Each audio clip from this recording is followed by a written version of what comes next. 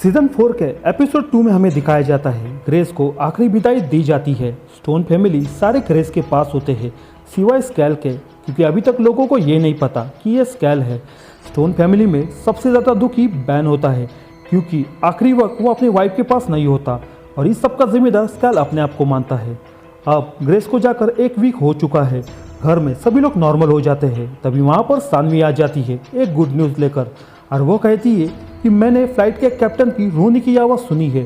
ठीक 2 साल पहले डॉक्टर गुप्ता ने भी यूरिका में इसी वॉइस को सुना था, बस हमें इस वॉइस को और ज़्यादा डिकोड करना है। जी कहता है इस न्यूज़ को सुनकर तुम्हारे डैड डेफिनेटली खुश हो जाएंगे। स्कैल कहता है मुझे ऐसा नहीं लगता कि डैड इस न्यूज़ को इतना इम्पोर्टेंस देंगे, मुझे ये भी नहीं लगता कि वो सुनेंगे भी। सानवी कहती है तुम्हारे डैड इसमें इंटरेस्ट लेंगे। स्कैल कहता है आपने अभी मेरे डैड को नहीं देखा है, वो पूरी तरह से बदल चुके हैं।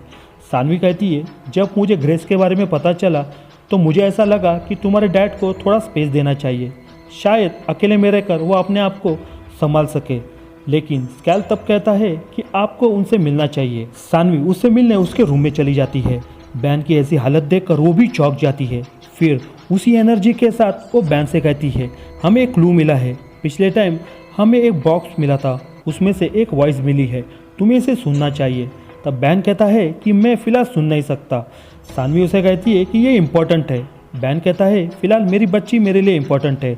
लेकिन सानवी उसे कहती है बेशक वो इम्पोर्टेंट है, लेकिन तुम्हें इसे सुनना चाहिए, ये ब्लैक बॉक्स से मिला है और उसी प्लेन का है, इससे कई सारे सवालों के जवाब हमें मिल सकते हैं और तुम्हें भूलना नहीं चाहिए। डेट डे नज़दीक आ रहा है, 18 मंथ सिर्फ बचे हैं और तुम्हें और हमें सभी को रूल को फॉलो करना होगा। लेकिन बैन सानवी से कहता है कि तुम लोग इस रूल को फॉलो करो, मैं नहीं कर सकता, क्योंकि मैंने जब भी रूल को फॉलो किया है मुझे बस इतना ही दिखाई देता है कि मेरी वाइफ की मौत हो चुकी है और मेरी बेटी लापता है।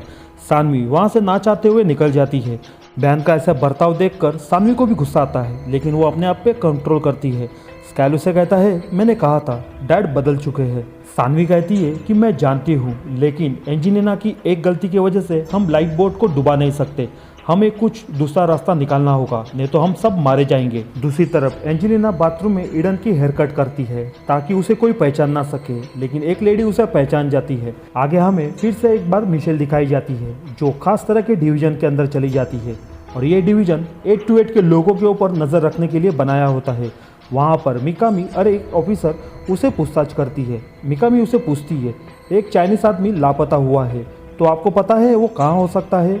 तब मिशेल उसे कहती है ये सवाल मैं पहली बार सुन रही हूँ।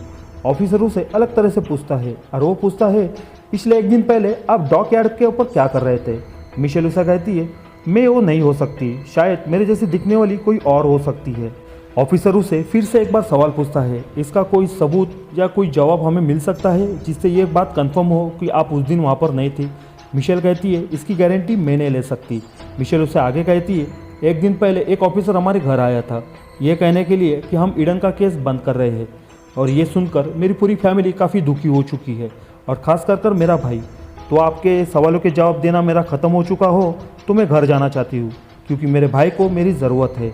और तभी मिकामी उसे चोरी छुपे एक मैसेज दिखाती है। घर पर स्कैल अपने डैड को समझाने वापस उनके पास चला जाता है और वो कहता है आप सानवी की बात क्यों नहीं सुन रहे हो, वो आपकी हेल्प करना चाहती है।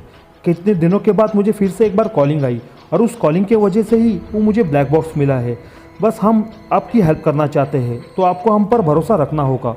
स्कैल को फिर से एक बार कॉलिंग आई है, ये सुनकर बैन थोड़ा सा इंटरेस्ट लेने का सोचता है। तब वो कहता है कि मुझे रेडियो ब्लॉकर से मिलना है। स्कैल कहता है आपको उससे क्या काम, वो बस आपका इस्तेमाल करना चाहता है ताकि वो अपने फॉलोअर्स को बढ़ा सके। बैन कहता है ऐसा नहीं है, उसने आज सुबह मुझे एक मेल किया था और उसमें लिखा था कि हम आपकी हेल्प करेंगे। लेकिन स्कैल इसके खिलाफ होता है, वो बस अपने डैड से यही चाहता है कि मेरे डैड कॉलिंग को फॉलो करें और रूल को फॉलो कर हम सब बच सकते हैं। लेकिन बैन के दिमाग में कुछ और ही चल रहा होता है और इसी कारण स्कैल को फिर से गुस्सा आता है और वो वहाँ से चला जाता है। सीक्रेट जगह पर वैंस हेनरी क्यू को समझाने की कोशिश करता है हम आपको ऐसी जगह पर शिफ्ट करना चाहते हैं जहां आप सुरक्षित रह सकते हो, लेकिन इसमें थोड़ा सा वक्त लग रहा है, जल्द ही हम आपको शिफ्ट कर देंगे। किम उन्हें कहता है जब मैं छोटा था तो मुझ पर बिजली के कुछ झटके लगे थे और उसी कारण मेरे हाथ के ऊपर ये ड्रैगन जैसा टैटू बन चुका है। मेरे डैड हमेशा मुझसे कहते थे कि ये मेरे अंदर है, बस तुम्हें इसे कंट्रोल करना है, इस पर काबू पाना है। जब मैं उस चाइनीज लैब में से भाग निकला तब ये बॉक्स मेरा जीने का सहारा बन गया। सानवी उन्हें पूछती है, ये कैसे? वो कहता है, इसमें से निकलने वाले पॉजिटिव वाइब्रेशन मुझे ताकत देती थी और इसी कारण मैं अभी तक जिंदा हूँ। वो आगे कहता है, इसमें से निकलने वाली आवाज़ें मानो समुद्र के लहरों की तरह है, तुम्हें बस इसे ध्यान से सुनना है। सानवी उन्हें कहती है, इसमें से बस हेल्प मी की आवाज़ सुनाई देती है और कुछ भी नहीं। किम उन्हें कहता है, मैं तुम्हें दिखाता हूँ। और ये सुनने के बाद सानवी फिर से वो वॉइस टेप चलाती है और एक टाइम आने के बाद किम उन्हें कहता है, इस वॉइस के ऊपर ध्यान से सुनो, इसमें से आवाज़ निकल रही है।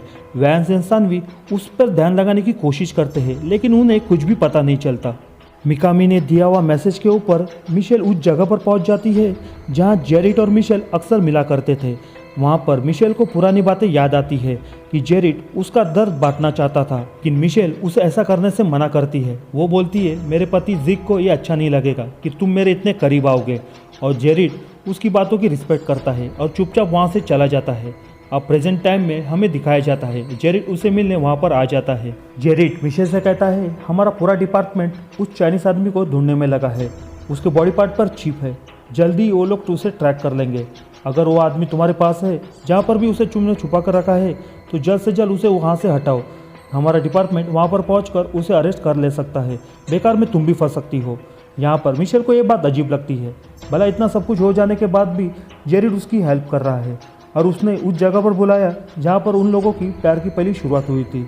जेरिट उसे कहता है, देखो ऐसा नहीं है, ये जगह शहर से दूर है, अगर मुझे तुम्हारे साथ किसी ने देख लिया तो मेरी जॉब भी जा सकती है और बेकार में तुम भी फंस सकती हो, तो इससे पहले कोई तुम्हें देखे तुम यहाँ से चली जाओ। जेरिट की बात सुनकर वो उसे थैंक्स कहती है और वहाँ से वो चली जाती है।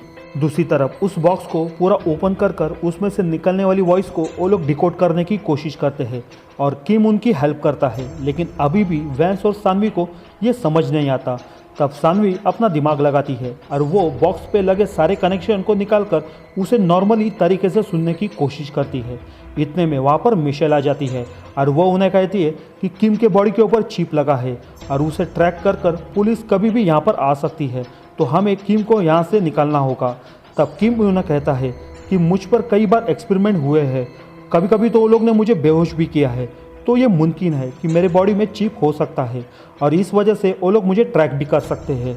आगे हमें एड्रिन दिखाया जाता है और वो भी मिशेल और बाकियों की तरह उस ऑफिस में जाता है जहाँ पे 828 के लोगों को नज़र रखने का काम चलता है और वहाँ पर जाकर ऑफिसर उन्हें वही सवाल पूछता है जो मिशेल को पूछा था। एड्रिन उन्हें कहता है, मुझे ऐसा कुछ भी दिखाई नहीं दिया। और इतने में एड्रिन को भी वहाँ पर कॉलिंग आ जाती है और कॉलिंग में वो देखता है कि एक पुरानी जगह है जहाँ पर कई सारे मुर्गियों को रखा है और वहाँ पर एक घर है, लेकिन एड्रिन अपने आप पे काबू पाता है ताकि ऑफिसर को कुछ भी पता ना चले। आगे हमें जीक और बैन को दिखाया जाता है। जीक बैन से कहता है कि मैं तुम्हारे सिर्फ 5 मिनट लूँगा। बैन भी मान जाता है और वो कहता है, फिलहाल मैं तुम्हारी फीलिंग को पढ़ सकता हूँ, तुम अभी गुस्से में हो। और बैन भी इस बात पे एग्री हो जाता है। जीक उसे आगे कहता है, मुझे पता है कि तुम स्कैल के ऊपर गुस्सा हो, लेकिन बैन कहता है कि मैं स्कैल पर गुस्सा नहीं हूँ। लेकिन जीक उसे कहता है कि फिलहाल तुम अपने आप को अंधेरे में रखना छोड़ दो, इससे तुम्हें निगेटिविटी पकड़ सकती है। बैन कहता है, फिलहाल मेरा ध्यान मेरी बेटी को ढूंढने में लगा है और वैसे भी तुम्हें इतना एक्सपीरियंस है तो तुम मेरी बेटी को ढूंढने में मेरी हेल्प क्यों नहीं करते। और अभी रेडियो के ऊपर लाइव इंटरव्यू मेरा है, तो क्या तुम मेरी बेटी को ढूंढने में मेरी हेल्प करोगे। जीक हाँ में उसे जवाब देता है। बैन उसे आगे कहता है, मैंने स्कैल को कहा था घर से दूर रहो ताकि उसकी कोई भी निशानी घर में ना रह सके और लोगों को ये पता नहीं चले कि स्कैल अभी भी जिंदा है और वो हमारे साथ है। दूसरी तरफ एंजेलिना ऐसे घर की तलाश में होती है जो आसानी से उसे मिल सके, इसीलिए वो गूगल के ऊपर सर्च करती है। तभी वहाँ पर एक लेडी आ जाती है और वो उसे कहती है, अगर तुम्हें कोई हेल्प चाहिए तो मैं तुम्हारी हेल्प कर सकती हूँ। लेकिन एंजेलिना उसे मना करती है और ईडन को लेकर वो वहाँ से चली जाती है। मिशेल हैंडी किम को लेकर बाहर निकलती है और वैंस उन्हें मॉनिटर करता है। पुलिस उनके पीछे लग जाती है। मिशेल कार को तेज दौड़ाकर अलग अलग जगहों पे से निकालकर पुलिस से बचने की कोशिश करती है।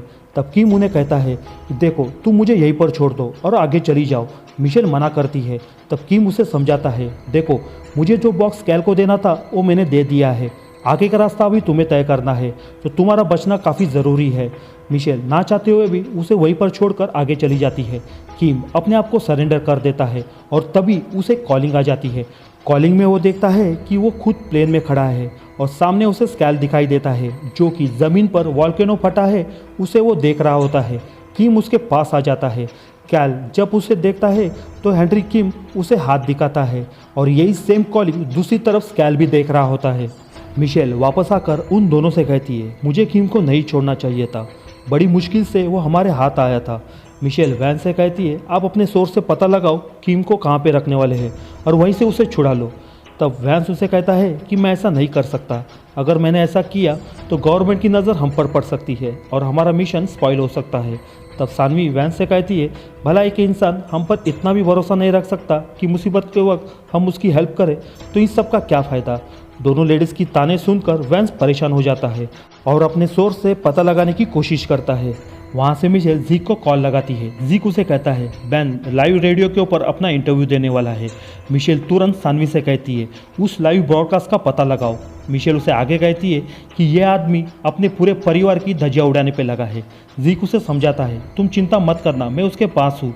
मिशेल उसे आगे कहती है, जेरिड मुझसे मिलने आया था और उसी की वजह से आज मैं पुलिस से बच सकी हूँ।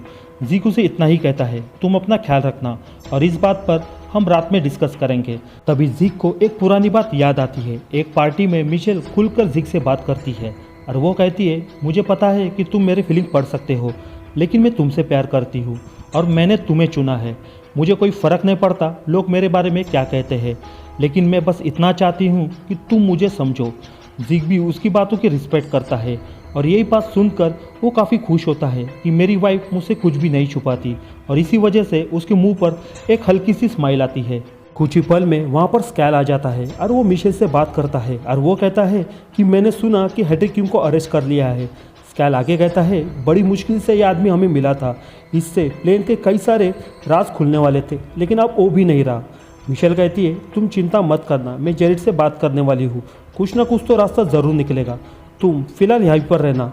तभी बैन लाइव इंटरव्यू देने वाला होता है और स्कैल और सानवी ये इंटरव्यू सुनने वाले होते हैं।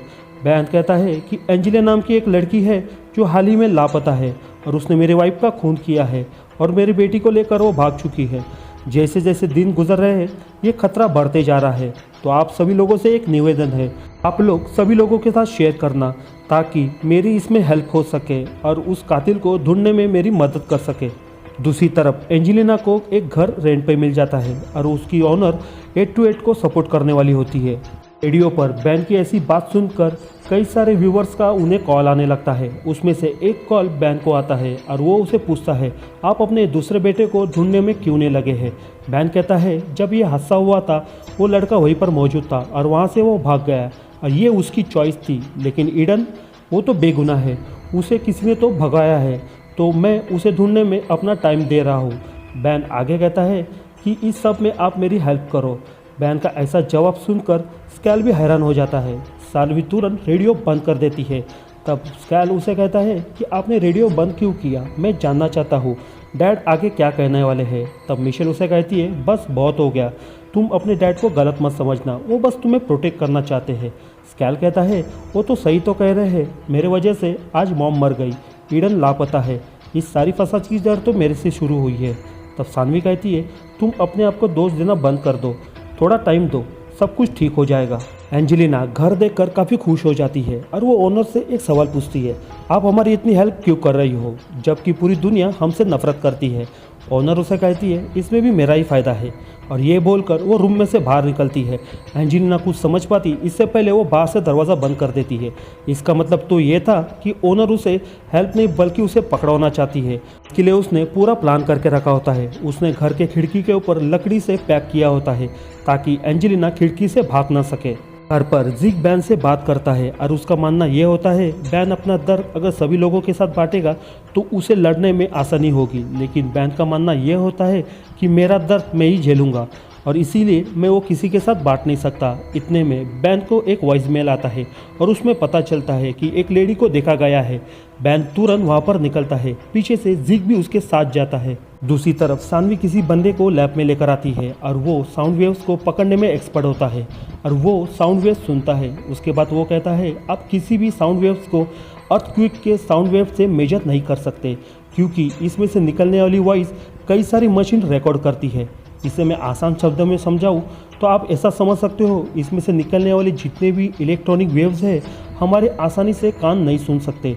तो ये बताना मुश्किल है कि इसमें से निकलने वाली वॉइस अर्थक्वेक की है या फिर किसी और की। थोड़ी देर में वहाँ पर वैंस आ जाता है और वो उन्हें कहता है हमें एक अच्छी खबर और एक बुरी खबर दोनों मिली है। हेनरी किम का पता हमें लग चुका है, तो ये अच्छी खबर है, और बुरी खबर ये है कि उसे वहाँ से निकालना नामुमकिन है। ये सुनने के बाद सभी लोग स्कैल के पास देखते हैं, क्योंकि वो एक ही ऐसा लड़का है जिसे कोई नहीं पहचानता। मिशेल उसे सब कुछ समझाती है, तुम्हें कहाँ कहाँ पर जाना है। दरअसल हेनरी किम को ऐसी जगह पर रखा है जहाँ पर 828 के लोगों के ऊपर खास नज़र रखी जाती है और वहाँ पर मिशेल जा नहीं सकती, इसीलिए वहाँ पर स्कैल को अंदर जाना पड़ता है। स्कैल अपना गैब्रियन का नाम का आईडी यूज़ करता है। दूसरी तरफ बैन और जिक उस जगह पे पहुंच जाते हैं जहां से ये मेल आया था। वहां पर उन्हें पता नहीं होता आगे क्या करना है। तभी बैन का ध्यान एना रॉस के घर की तरफ जाता है। लास्ट टाइम स्कैल भी उससे मिलने वहीं पर गया था और बैन ने भी उसे उसी घर के सामने ड्रॉप किया था। वो दोनों उसके घर पे चले जाते हैं। बैन उसे कहता है कि हमें तुम्हारे घर के बाहर का वीडियो फुटेज चेक करना है, क्योंकि तुम्हारे घर के बाहर कैमरा लगा है, इससे हमें पता चल सकता है कि एंजेलिना यहाँ से कहाँ गई। तब एना रॉस उसे कहती है वो कैमरा नकली है, दरअसल वो लोगों को डराने के लिए मैंने वहाँ पर लगा के रखा है कि कोई भी इंसान मेरे घर के अंदर आकर चोरी ना कर सके। तभी जिक उसकी फीलिंग पकड़ लेता है और वो बैन से कहता है कि ये लेडी झूठ कह रही है, इसकी धड़कनें तेज़ हो रही है, इसे पछतावा हो रहा है। बैन उसे पूछता है तुम हमसे क्या छुपा रही हो। तब एना रॉस सब कुछ सच सच बताती है कि एंजेलिना उसके पास ही थी और ईडन अभी भी जिंदा है। ये सुनकर बैन थोड़ा रोने लगता है, साथ ही भड़क भी जाता है। सब कुछ मालूम होने के बावजूद उसने बैन से ये बात छुपा कर रखी, इसीलिए वो उसे मारने के लिए आगे बढ़ता है। जिक उसे रोक लेता है। बैन उसे पूछता है ईडन कहाँ है, और एड्रिन भी उस जगह पे पहुंच जाता है जो उसे कॉलिंग में दिखाई दी थी। वहाँ पे उसे और कोई नहीं बल्कि एंजेलिना मिल जाती है। वो उसे उस घर से बाहर निकालता है। दूसरी तरफ स्कैल भी अंदर पहुँच जाता है। वहाँ पर अपने आप को एक गुड सिटीजन बोलकर उस ऑफिसर से कहता है कि मैं यहाँ पर 828 के पैसेंजर के बारे में कुछ कहने आया हूँ। ऑफिसर उसे अंदर छोड़ देता है। वहाँ पर उसे मिशेल की फ्रेंड मिकामी हेल्प करती है। स्कैल हेनरी किम से मिलता है। सबसे पहले वो उनसे माफ़ी मांगता है, चाहकर भी उसकी वो हेल्प नहीं कर सका। तब किम उसे कहता है कि मेरी यात्रा यहाँ पर ख़त्म हो चुकी है, आगे का रास्ता अब तुम्हें तय करना है। स्कैल उन्हें कहता है कि मुझे आपकी ज़रूरत है। वो कहता है कि मैं पिछले 2 साल से एक ही कॉलिंग को फॉलो कर रहा हूँ, किसी तरह से ये बॉक्स में तुम्हें पहुँचा सकूँ। अब मेरा काम हो चुका है, आगे का रास्ता अब तुम्हें तय करना है। मुझे तुम पर भरोसा है, तुम ये काम कर लोगे, क्योंकि मेरे तरह ही तुम्हारे अंदर भी ये ड्रैगन है और वो भी काफ़ी स्ट्रांग है। स्कैल कहता है कि मैं कुछ समझ नहीं पा रहा हूँ। हेनरी किम उसे कहता है समय आने पर सब कुछ तुम खुद समझ जाओगे। बैन एना रॉस के घर की पूरी तलाशी लेता है। वहाँ पर उसके बेटी के कई सारे सबूत उसे मिल जाते हैं। बैन उसे देखकर काफ़ी खुश हो जाता है और साथ में रोने भी लगता है कि ईडन अभी भी जिंदा है। बैन की फीलिंग पढ़कर जिक भी रोने लगता है। एड्रिन एंजेलिना को भगाकर एक जगह पे रुक जाता है और उससे वो अकेले में बात करता है। एड्रिन उसे पूछता है तुमने ये क्या किया। एंजेलिना उससे कहती है कि तुमने तो मुझे कहा था कि मुझे गार्डियन एंजेलिना के पास रहना चाहिए, तो मैं बस वही कर रही हूँ। एड्रिन उसे कहता है कि तुम्हें मैंने उसके पास रहने को कहा था, ना कि उसे किडनैप कर उसकी मॉम को मारकर वहाँ से भाग जाने को कहा था। एंजेलिना उसे कहती है उसकी मॉम उसे छोड़ने के लिए तैयार नहीं थी, तो मजबूरन मुझे उसे मारना पड़ा। एड्रिन उसे कहता है तुम्हारी हेल्प ऊपर वाला करेगा, लेकिन ये बच्ची तुम्हारी एक जरिया बनेगी। हेल्प करने के लिए तुम्हें बस उसका सहारा लेना चाहिए था। ये सब सुनने के बाद एंजेलिना फिर से उसे हेल्प मांगती है, क्योंकि अब वो फंस चुकी है। एड्रिन उसे कहता है आज रात के लिए मैं तुम्हारे साथ हूँ। दूसरी तरफ मिशेल खुद मिकामी को कॉल लगाकर थैंक्स कहती है, क्योंकि उसने स्कैल की हेल्प की। फिर हमें यह भी पता चलता है कि मिकामी और जेरिड का एक नया रिलेशन शुरू हो चुका है। वहाँ पर जिक मिशेल को ढूंढते हुए पहुँच जाता है। दोनों जन आपस के सारे गिले शिकवे दूर कर लेते हैं और उसके बाद वो दोनों जन एक हो जाते हैं। सब कुछ सही हो जाता है। घर पर बैन नए जोश के साथ काम करने लगता है, क्योंकि वो खुश होता है, क्योंकि उसे पता चल चुका है कि ईडन अभी भी जिंदा है। बैन और स्कैल के बीच की दूरी थोड़ी बहुत कम हो जाती है। उस रात स्कैल उस टूटी हुई बोर्ड को जोड़ने में लगता है। तभी उसे एहसास होता है कि उसके हाथ पर भी वो ड्रैगन का निशान बनने लगा है। जैसे कि किम ने कहा था, समय आने पे उसे पता चलेगा। अब आप लोगों के लिए एक सवाल, बैन और स्कैल के बीच में ये दूरी क्यों आई थी? इसका जो भी सही जवाब देगा आने वाली वीडियो में उसका नाम मैं रिवील करूँगा। दूसरी तरफ सानवी उस वॉइस को दोबारा सुनने की कोशिश करती है। जैसे कि उसने कहा था कि वॉइस को अलग अलग तरह से मशीन कैप्चर करती है। सानवी भी उसे अलग तरीके से सुनने की कोशिश करती है। तब उसे नए वॉइस सुनाई देते हैं। फ्लाइट के दो कैप्टन आपस में डिस्कस करते हैं। प्लेन को एक हाइट के ऊपर मेजर करना है। वहाँ पर उसे दो लेडीज़ की भी आवाज़ सुनाई देती है। एक लेडीज़ कहती है डोंट वरी, सब ठीक हो जाएगा। दूसरी लेडीज़ कहती है अगर मुझे ऐसा करना है तो मुझे कुछ और करना होगा। वहाँ पर उसे मिशेल की भी वॉइस सुनाई देती है जो कि कहती है कि स्लो डाउन। उसे बैन की भी वॉइस सुनाई देती है और बैन कहता है गो बैक सेव हिम। खुद की वॉइस सुनकर वो तो परेशान हो जाती है, सेव हिम। स्कैल कहता है लास्ट चांस। कैली भी कहती है कि मेरी आवाज़ सुनो। मिशेल भी कहती है कि रिलीज हिम। और आखिरी में बैन और कैल दोनों कहते हैं इट्स ऑल कनेक्टेड। और ये सब सुनकर सानवी पूरी तरह से शॉक हो जाती है। और इसी के साथ मैनिफेस्ट सीजन 4 का एपिसोड 2 यहीं पर खत्म हो जाता है। वीडियो पसंद आया तो वीडियो को लाइक करना, चैनल पर नए हो तो सब्सक्राइब भी कर लेना, क्योंकि ऐसे ही इंटरेस्टिंग वेब सीरीज़ को मैं इस चैनल के ऊपर हिंदी में एक्सप्लेन करता हूँ।